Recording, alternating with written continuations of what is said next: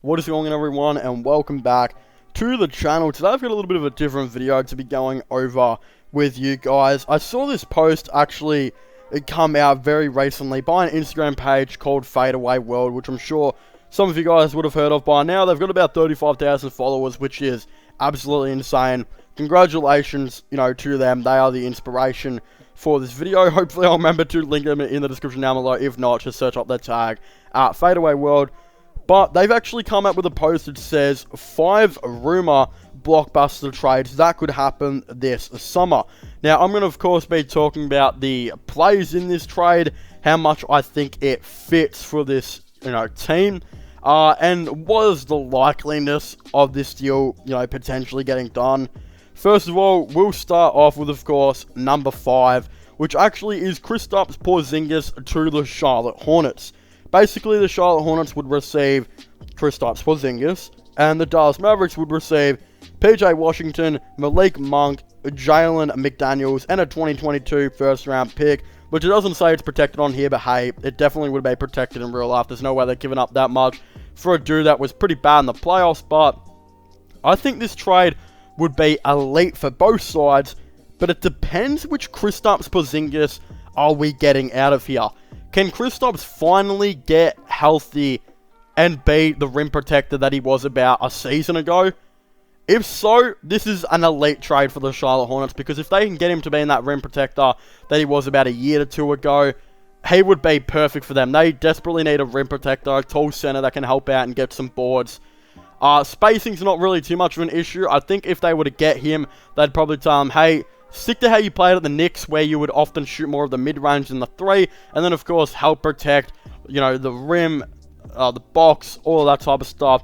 I think that would be great for the Charlotte Hornets, but if they're not, then I probably wouldn't do this deal, as I think you need to get more of a genuine center, and I think that center for them would be, of course, Andre Drummond, who I think would make so much sense for this team, because Drummond, the only thing he can really do is get rebounds. And on the Lakers, he hasn't been able to get rebounds. He has to compete with, of course, LeBron James and Anthony Davis. And even Marc Gasol has been getting some boards here. Again, he has to compete with so many players. But on the Charlotte Hornets, no one's going to take away his boards. He'd just be able to get boards. Be that old traditional center that I know he can be. And then, of course, I think we'd start to see those Detroit Piston type days of Andre Drummond, where he'd actually be really good just based off, rebounds. Again, he was a really, really good rebounder on that team, and no one was out-competing him really to get boards, and he'd literally outboard 2 players in a different team. If the Hornets can get that, they should get Drummond. But if not, Porzingis would be cool. It's just I can't see this happening in terms of, I don't know if he'll ever get back to that point. But hey, if you're the Mavericks, you do this deal every day, because that is a really nice package. Jalen McDaniels probably won't be much, and the protected first-round pick probably won't be much either, because, again, the Hornets, there's a chance they probably will be keeping that. But what's really cool out of this deal is PJ Washington and Malik Monk. Malik Monk can be another scorer off the bench. If, of course, Tim Hardaway leaves, he'll probably take that Tim Hardaway position. And then I think PJ Washington fits into this lineup superbly. He would come in and be really good. Another catch-and-shoot player to put around Luka, who's not the worst perimeter defender or anything like that. I think he would be really, really nice for this team. And again, you can just do those catch-and-shoot shots from Luka. Of course, this season, he actually had a really, really underrated season. He's only 22 years of age. Average about 13 points per game, 6.5 rebounds, on about 38% from 3. So, again, if you're the Dallas Mavericks, you'd of course be looking to make a deal very, very similar to this. And Malik Monk, who kind of got his job back towards the end of the season, started to average about 11.7 points per game, 40% from 3. I think you wouldn't even be that mad to leave Tim Hardaway go, because I know this would be a sign trade deal, because I believe Monk's a free agent. But hey, if Tim Hardaway wanted to leave and you can get a player like Malik Monk, who, I'm not saying he's better than Tim Hardaway, but I'm saying his ceiling could be what Tim Hardaway is right now, which, who knows, he's about 23, I believe. He's heading into his prime very, very soon. I think he'd be able to do similar to what Tim Hardaway does if he can get, his career back on track, and you can get him for very cheap. Let Tim Hardaway go and use that cap elsewhere. That would be a pretty cool move. So I think The Dallas Mavericks would 100% win this deal if this was to, of course, happen. Number 4, Russell Westbrook gets traded to the Miami Heat. The Miami Heat receive Russell Westbrook, and the Wizards receive Goran Dragic, Kendrick Nunn, Tyler Hero, and Jose Acapella. Oh my god, that is a lot to trade for a dude like Russell Westbrook. Look, again, I could say this depends on what Russell Westbrook you get. And you get in the Rockets Russell Westbrook, where they were literally better without him when he didn't play in the playoffs. Or we get in the Wizards Russell Westbrook that wasn't a great shooter, but hey, was able to manage to lead the Wizards team somehow to the playoffs. So it does make a lot of sense. Which one are you getting? But I wouldn't do this if I was the Miami Heat. I think you need to keep the ball in Jimmy Butler's hands mainly. I think Russell Westbrook kind of takes away from that a little bit. But also, I don't think the Wizards will trade him. I think he's pretty comfortable right now in Washington. I think they'll give him and Beal another season together. They'll go out and try and bring in a center. I know I've said it before, but like Andre Drummond. And they'll keep trying to build this team. They'll go back into the draft. They'll probably go out and sign some free agents here and there. There's a lot to work on if you're a Washington Wizards fan, but I think they'll be able to do it. But if you're a Wizards fan and Westbrook doesn't want to be there, if you can get Goran Dragic, Nunn, Tyler Hero, and Jose Acapella on your team, you do it every day of the week, because whether or not, I know Tyler Hero didn't have a great season, he's still extremely young. He's like 21 years of age, and by the time he gets to 24, he could be a very good player in this league. Goran Dragic could just be a nice bench player. They'd probably trade him, because if you trade Westbrook away, it's probably done for Beal. He'll probably end up leaving. But again, Kendrick Nunn, Tyler Hero would be very cool. And I know there's a little rumor going around that Jose Acapella is reportedly on the watch list of a lot of teams, because apparently there's a lot of teams out there that think he could potentially explode one day and be like a Michael Porter Jr. type of guy. So again, if I was a young team rebuilding right now, who knows, like OKC or the Cleveland Cavaliers, I would look to try and trade him. But hey, him to the Washington Wizards would be kind of cool too. They need a small forward anyway, so he'd kind of, I guess, go into that little package and maybe be a nice addition. The number 3 that we have is Karl-Anthony Towns to the Golden State Warriors. The Warriors would receive Karl-Anthony Towns. Okay, pretty standard. They don't get anything else from the Timberwolves. I thought maybe the Timberwolves going to maybe chuck something in here on this mock trade.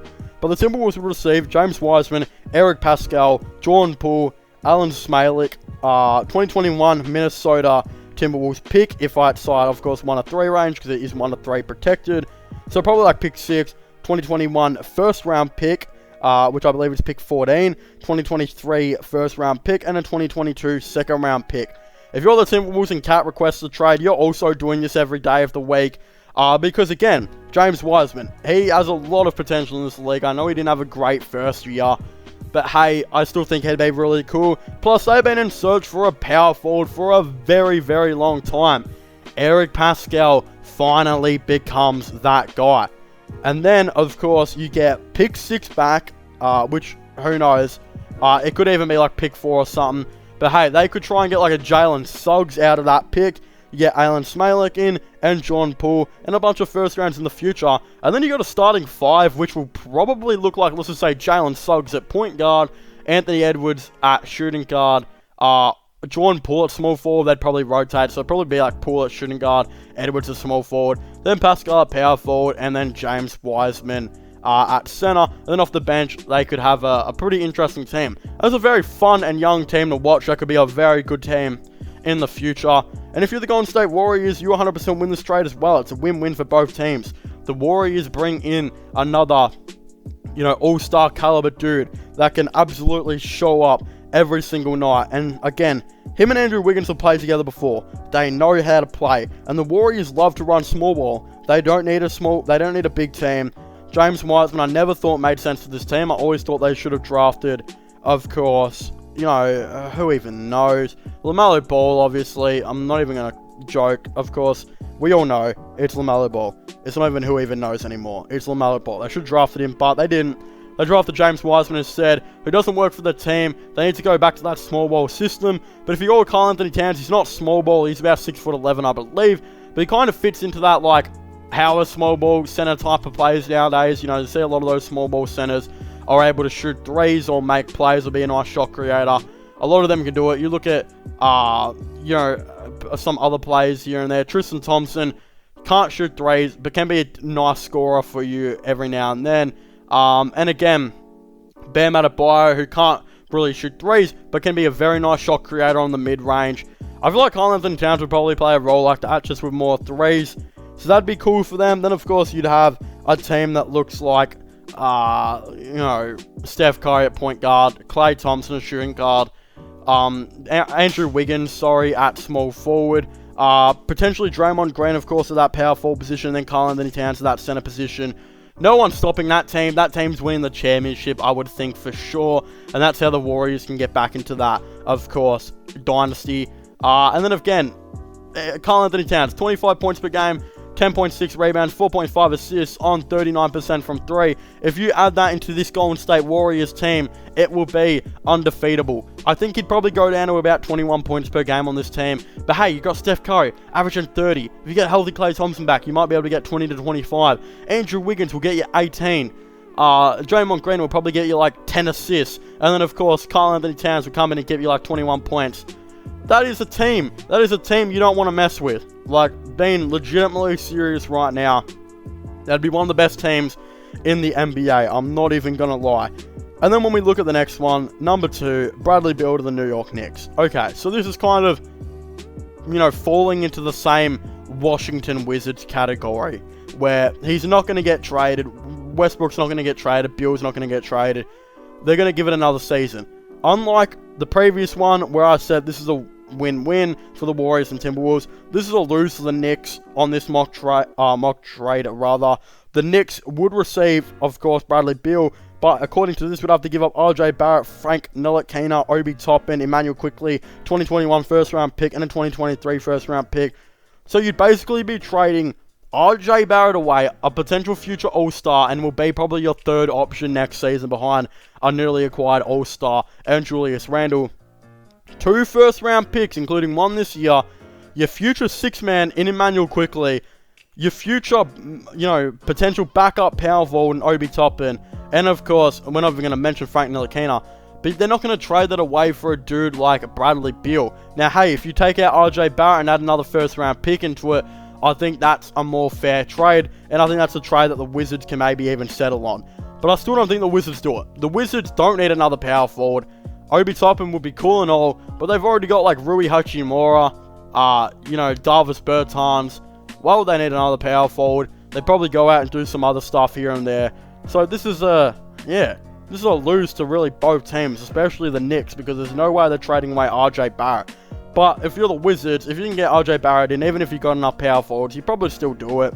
Because again, Obi Toppin, whatever, is just a complimentary piece at this point, because RJ Barrett can be a future All-Star for your team. So that is a very interesting one to maybe see. Now, last but not least, this is the worst trade on here.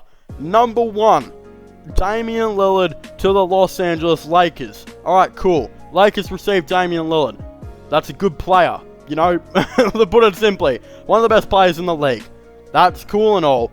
But the Trailblazers would receive KCP, Talon Horton-Tucker, Alex Caruso, Kyle Kuzma, and Montrezl Harrell. What the hell are the Lakers supposed to do with role players like Caruso, KCP, when they've got no stars to put those role players around? What do you do? What and what they would get? And first of all, the Trailblazers, if they were going to trade Damian Lillard, they'd ask for like 4 first-round picks and a bunch of young players. But in this mock trade, they're going to get Talon Horton-Tucker, who's a good young player, don't get me wrong. But Kyle Kuzma and Montrezl Harrell, oh my, don't even get me started. Both of those players are terrible.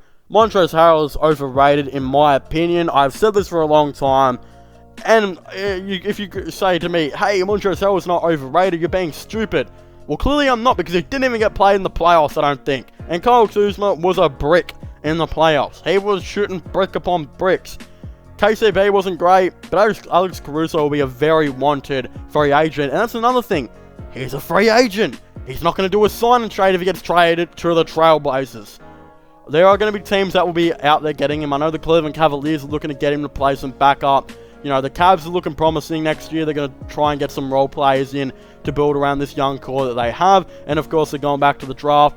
Why wouldn't Alex Caruso go to a young team like Cleveland or, you know, even the Knicks or someone like that who are building towards something that have a good young core and are just needing the role players and stuff to make the finishing touches?